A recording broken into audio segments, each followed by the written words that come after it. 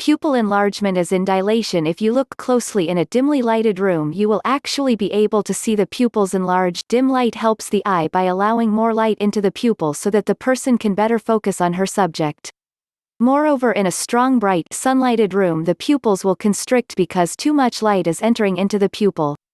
This happens to both men and women. Pupils can dilate up to 3x their original size. Consistent eye contact. You walk by each other making eye contact from afar. She breaks eye contact and looks at the floor, then reestablishes eye contact again before fully passing each other. She is open to your masculine energy in comparison to her naturally submissive energy. You won't break eye contact while passing by her unless you want to appear as a submissive man, otherwise a beta male.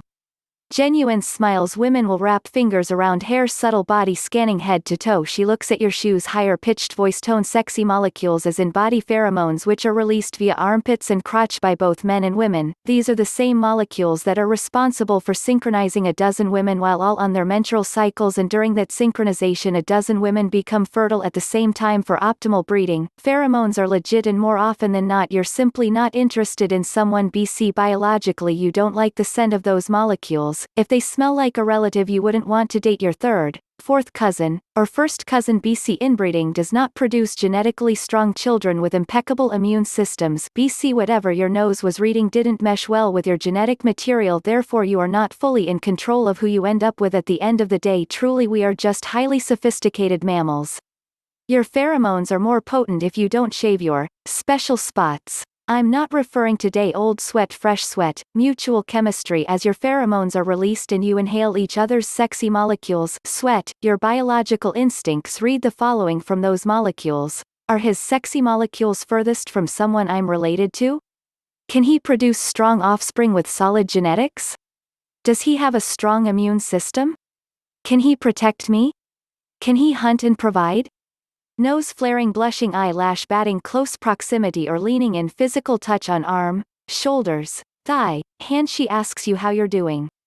She uses her finger to caress her lips or plays with objects like necklace or fidgets. She gives you a double glance or can't stop staring, laughing at all your silly jokes even if they're not that funny. Adjusting her hair as in I'm running my fingers through my long mane, exposing her neck or wrists. Self-soothing body caressing as in your presence makes me nervous or aroused. The triangular gaze. She looks at your eyes, then her eyes drift down to your mouth and then back up to your eyes. She's thinking about what it would be like to kiss you. You'll notice that when someone is genuinely intrigued by you in conversation their eyes generally will look back and forth between the left and right eye. Moreover, if you notice she's fixed on your left eye, keep in mind there is scientific evidence that while in conversation gazing into specifically the left eye is controlled by our right brain.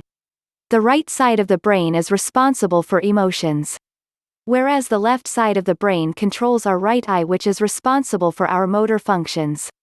So if you want to connect to her on an emotional level, avoid the right eye and make a point to make zesty eye contact with her left eye, especially if you want to connect with her on an emotional level. If you want to fall in love, the left eye will create this loving bond all by itself. If you start to feel goosebumps and the hair on your arms begin to dance while your stomach curdles in nervousness and excitement, that's your brain giving you the feel-good drug dopamine.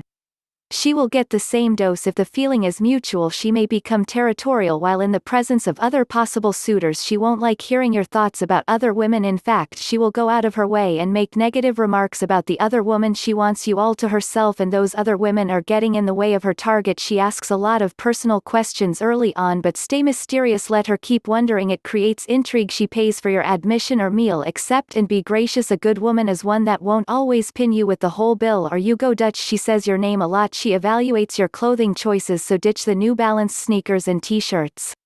She licks or bites her lips while in your presence. You both walk at the same pace. The conversation flows as if you've known her for years. She cares about what you have to say. When she hugs you they are longer than normal, and she presses her chest against yours, wrapping her arms around your neck. You might feel that your entire body makes full contact when she thinks you don't notice she's actually staring at you from afar. Occasionally this may be from across a street. She eats off your plate. She wants to spend alone time with you away from other friends. She says you're mysterious or that she can't figure you out. This is good, keep it that way. She calls you instead of texting. She wants to invest her time into you. She's dolled up every time you see her. She wants to dance with you. Do it even if you think you suck. She admires the broadness of your chest and may stare there too if she can't peel her eyes off your crotch. Your jeans may be really tight, She likes what she sees. She glances frequently down there. You possess proportional strong characteristics and physical features. You would make really cute babies. She tries to stand out and get you to notice her amongst the others around you. This collective list can be applied to both men, women, non-conforming,